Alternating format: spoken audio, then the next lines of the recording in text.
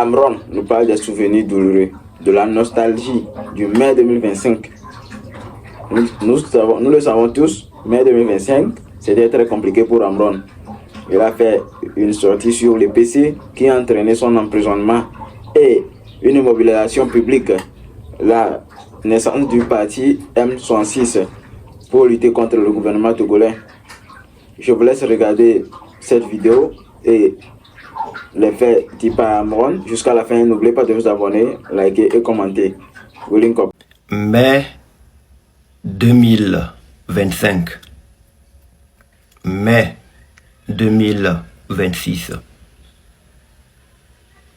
Cela fait un an, soit 12 mois, mois pour mois maintenant, mai 2025, que ma vie ou mon destin a pris un tournant inattendu.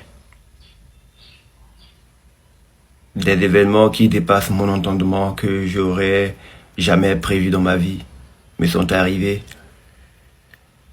Et un an après, je traîne encore les cicatrices, les séquelles, et j'endure encore les conséquences.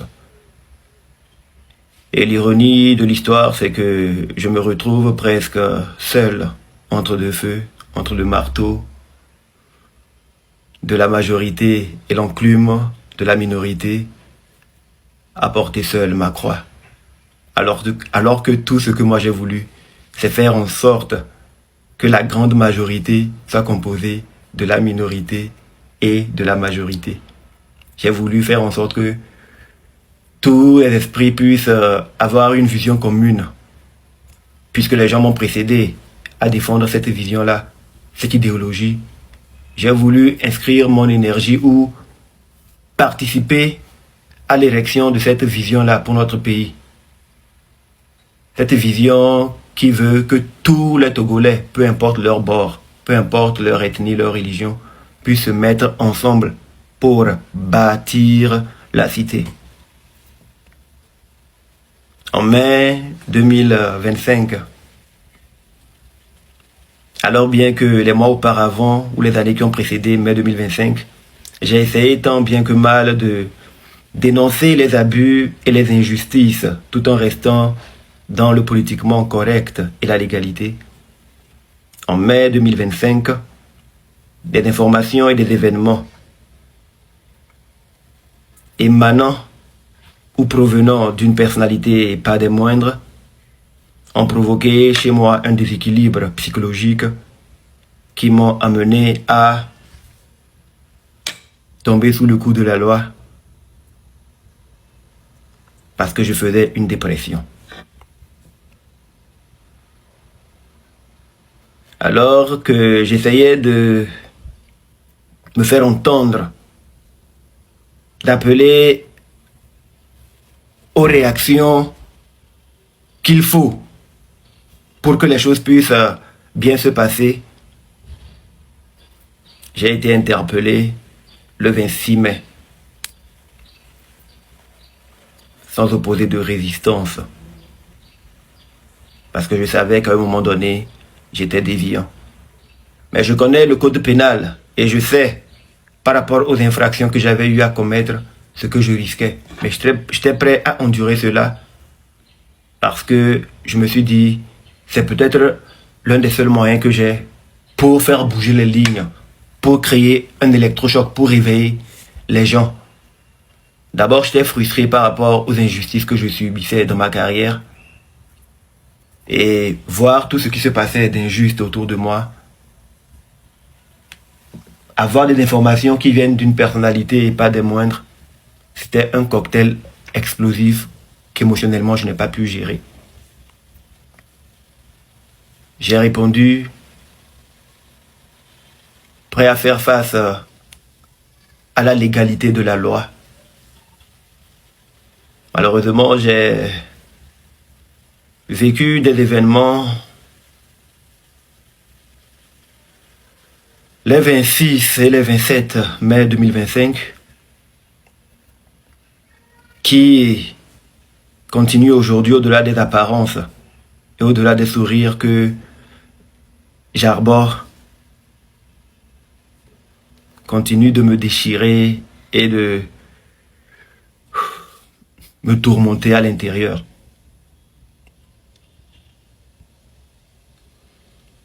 Quand je suis sorti en juin 2025, le 21 soit, la journée des fêtes des martyrs, je me suis engagé à faire en sorte que plus aucun Togolais ne puisse être torturé. Donc je me suis engagé à me battre pour que ceux qui m'ont fait subir cela puissent être rappelés à l'ordre.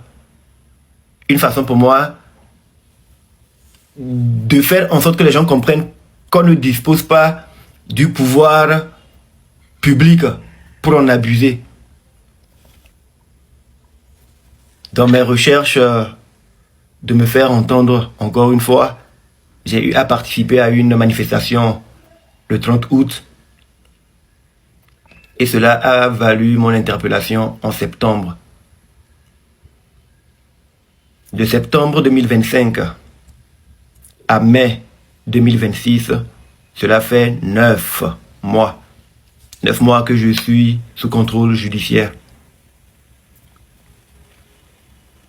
Contraint malgré moi, un peu au silence et à l'inactivité. 9 mois que ma vie semble être bloquée. 9 mois que j'aurais pas espéré parce que, n'ayant pas grand chose à me reprocher, je me suis dit la procédure se déroulerait et que je retrouverais la liberté de pouvoir continuer ma vie.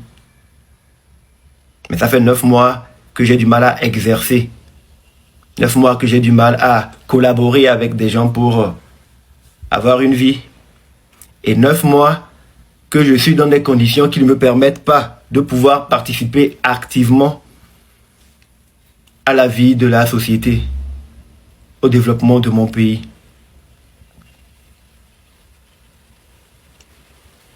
Je vivais l'espoir que oui, plus les jours, les semaines passaient, j'approchais de la fin de ce calvaire ou de cette incertitude pour que je puisse penser à d'autres perspectives pour ma vie, pour que je puisse me recréer et me repositionner. Mais quand j'arrive en mai 2026, les souvenirs de mai 2025, de façon naturelle ou subconsciente, se réveillent en moi.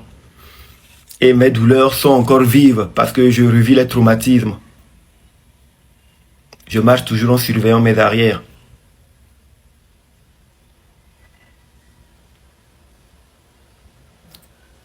Je vis un peu dans l'incertitude du demain. Qu'est-ce qui peut m'arriver? Verrai-je le jour d'après?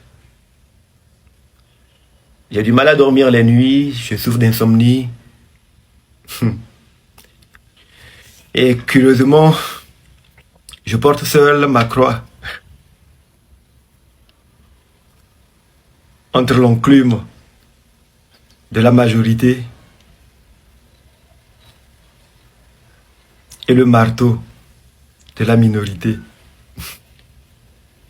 Je porte seul ma croix. Les grandes douleurs sont muettes. Et j'ai accepté me sacrifier, refuser d'exister pour permettre à de meilleures choses de voir le jour. Aujourd'hui, je me pose beaucoup de questions.